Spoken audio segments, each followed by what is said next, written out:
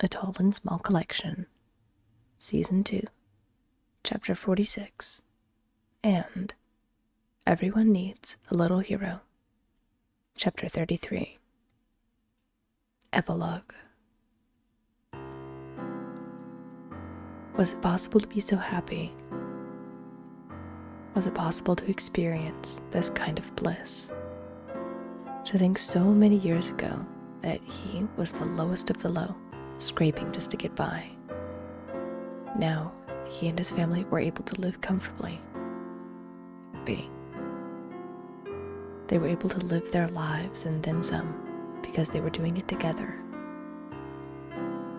Soren couldn't believe his life. It was the best of all worlds, and all because of one terrifying accident so long ago. He couldn't have known that accidentally getting snapped in that mousetrap could have given him and his family opportunities that no other borrower was able to experience. At least, that he was aware of. From the community that blossomed to his time spent with Ashlyn, everything felt better than a dream.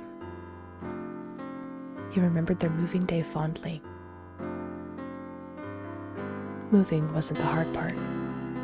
It was figuring out what to do with the space, since there was so much of it. The attic was the perfect place for the borrower community. There was sunlight, which many of them hadn't been accustomed to in a long time, and the vertical space was amazing. With a little help from Ashlyn, as well as a few well-thought-out purchases, bookshelves were installed and constructed to make apartments and hallways for borrowers. Many of them started their own constructions by using popsicle sticks to make cottages and homes in the main area in the middle of the room. It was agreed that Ashlyn wouldn't go upstairs to the attic unless invited or scheduled, and, naturally, she wouldn't interact unless spoken to first.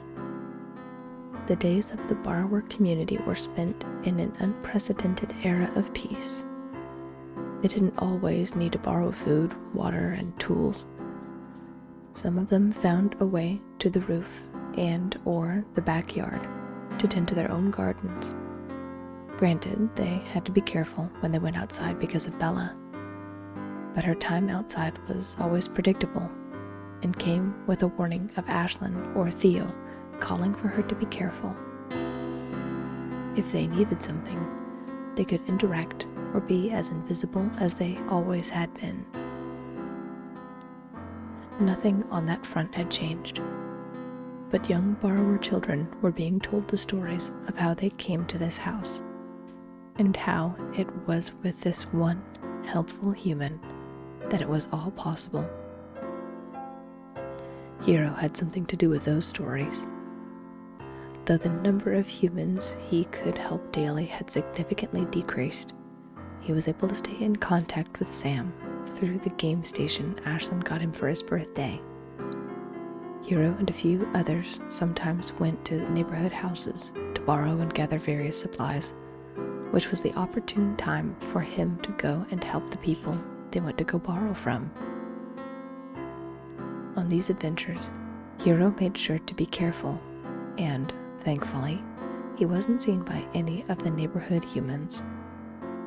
His days of going out and being seen had grown more cautious. He did frequently miss those days and looked on them fondly, but only when necessary would he reveal himself. Ray, more often than not, would go on these adventures with Hero.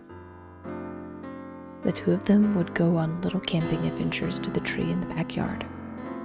Ray, not so secretly, was building a secret hideout in the tree where he had additional supplies and places to test his more unorthodox inventions.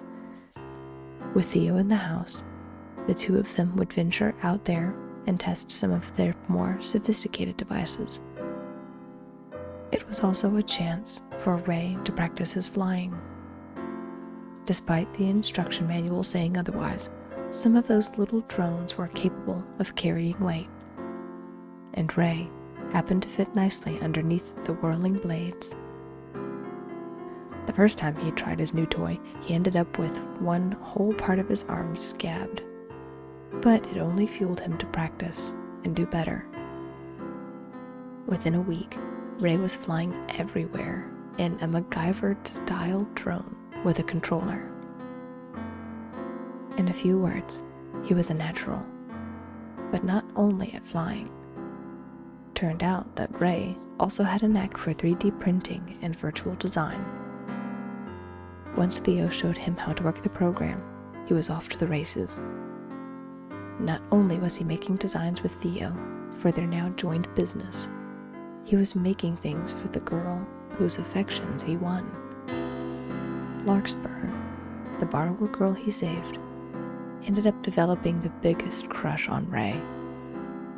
It would take months of her asking him to help her readjust the wheelchair he helped construct for him to get the hint that she just wanted to spend time with him.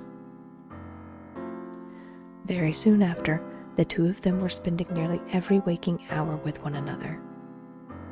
It would take another month for them to admit their affections to Soren and Ashlyn, but they soon were branded with the boyfriend-girlfriend label, and they became inseparable.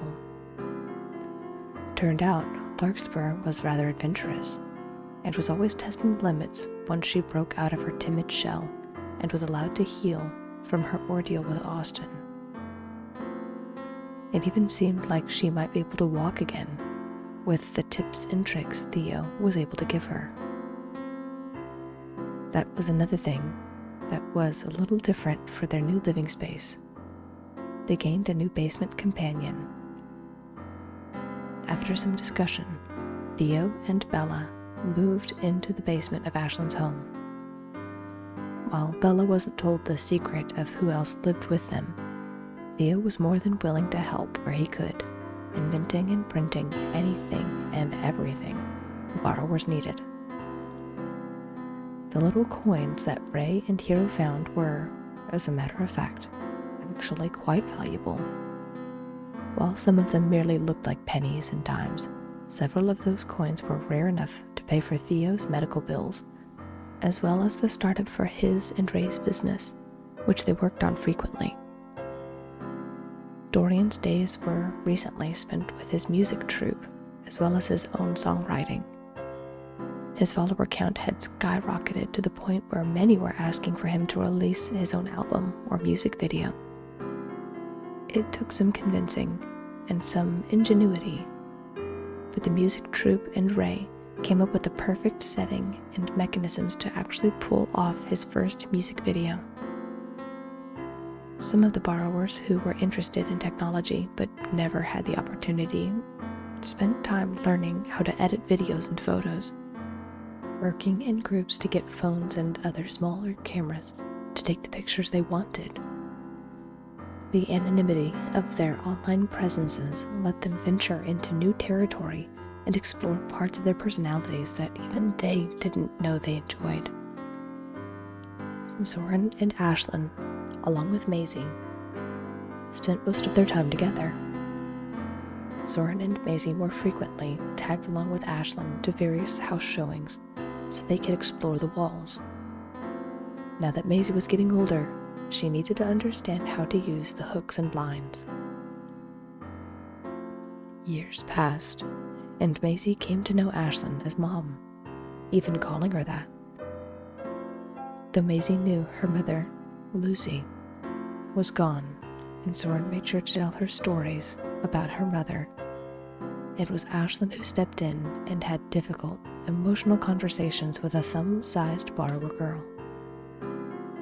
Ashlyn made sure she helped train Maisie to respect the fear that came with interacting with humans while training her, but also had discussions about how different their life was compared to the lives of other borrowers. The two of them were thick as thieves, and Ashlyn, Soren, and Maisie became a kind of three musketeers. When Maisie was off playing with the other borrower children, and when Soren's brothers were otherwise occupied, it was Ashlyn and Soren, as it was in the beginning. For the borrowers and the humans inside, their world became that house, and that house became their world, and the adventures they were about to embark on were only just the beginning.